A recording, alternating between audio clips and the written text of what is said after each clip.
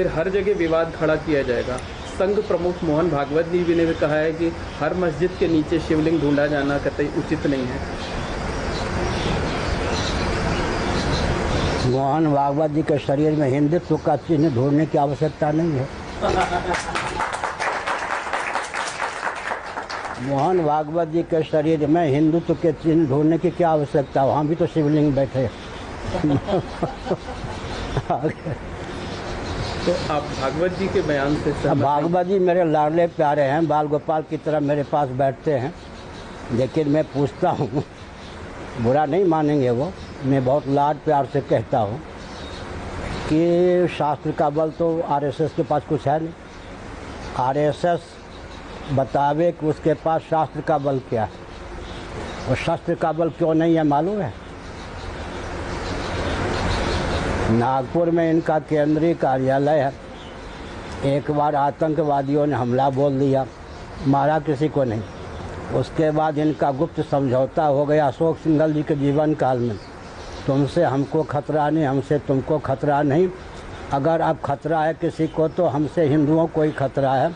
वर्णम व्यवस्था इत्यादि जो इनकी प्राचीन परंपरा है, इन्हीं पर रोटी बेटी एक करो, इन्हीं पर प्रहार करता रहूँगा। तुम हमसे अभय प्राप्त करो और हम तुमसे अभय प्राप्त करें, ये समझौता अंदर का है।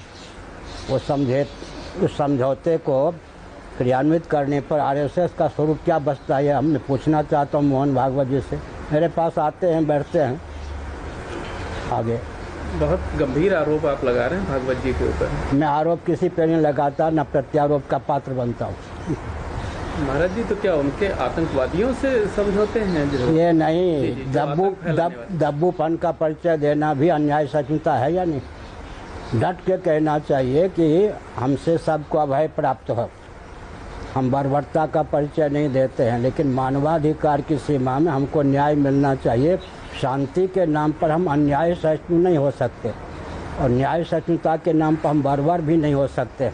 हमारी सुधारता का कोई दुरुपयोग न करे।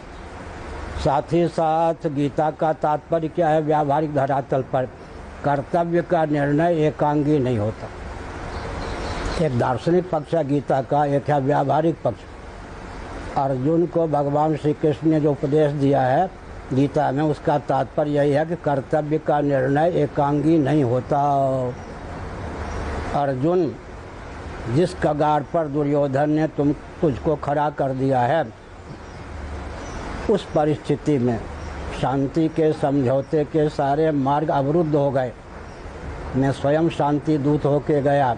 5 पांडवों के लिए मैंने 5 ही गांव मांगा, तो मेरा प्रस्ताव भी ठुकरा दिया गया। अब जिस कगार पर तुमको दुर्योधन ने पहुंचा दिया है, धृतराष्ट्र ने पहुंचा दिया है, तुम्हारा छात्र धर्म ललकार के कहता है कि कर्तव्य का निर्णय एकांगी नहीं होता।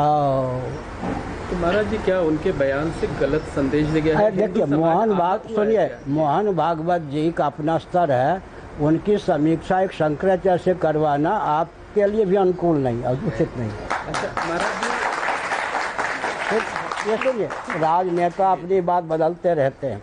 मोहन भागवत जी जो हैं अपनी बात दूसरे ढंग से कह सकते हैं। मेरा तात्पर्य नहीं था, वो नहीं था। मैं बात बोल के मुकर नहीं सकता। मुझसे मोहन भागवत जी की समीक्षा करवाना उचित नहीं। हमने मान्य गुरुओं से संपूर्ण वैदिक वाङ्मय का अध्ययन किया है। साम, दान, दंड, भेद, उपेक्षा, इंद्रजाल, माया, ये 7 प्रकार की नीतियाँ होती हैं। अग्नि पुराण, मत्स्य पुराण के अनुसार भगवान की कृपा से 7 प्रकार की नीतियों में मेरी अबाध गति है।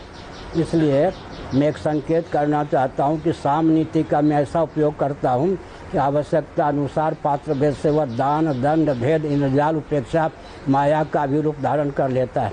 पहले तो मैंने मोहन भागवत जी से बड़े लाड प्यार से कहा था। गोष्ठी में 1 घंटा मेरे पास बैठे थे, फिर एकांत में 1 घंटा बैठे। मैंने कहा कि स्वाध्याय का बल आरएसएस को होना चाहिए।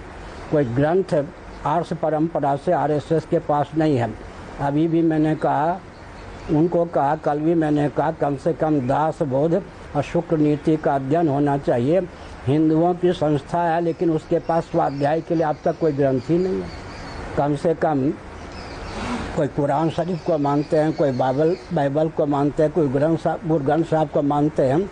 एक तो परंपरा प्राप्त कोई ऐसा ग्रंथ हो जिसका अध्ययन आरएसएस वाले करें। अगर उनको शास्त्र का विज्ञान ही नहीं है तो हिंदुत्व की रक्षा क्या करेंगे, भव्य भारत की संरचना किस प्रकार करेंगे।